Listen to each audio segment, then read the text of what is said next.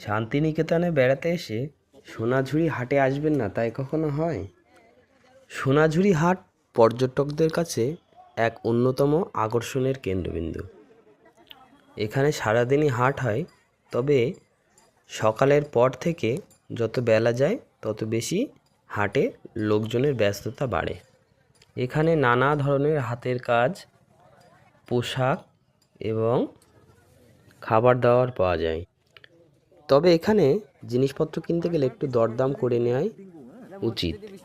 যারা দরদাম করতে পারবেন না তারা অবশ্য ঠকে যেতে পারেন। তবে জিনিসপত্রের মান যথেষ্টই ভালো এবং প্রতিটা জিনিসে আমাদের সংস্কৃতির ছোঁয়া। হাটে জিনিস দেখতে দেখতে কখন যে আপনার সময় চলে যাবে তা বুঝতেও পারবেন না। সোনাঝুরির হাট ছাড়াও শান্তিনিকেতনে অনেক কিছু দেখার আছে, তাই অবশ্যই আপনাকে শান্তিনিকেতন ট্যুরে আসতেই হবে।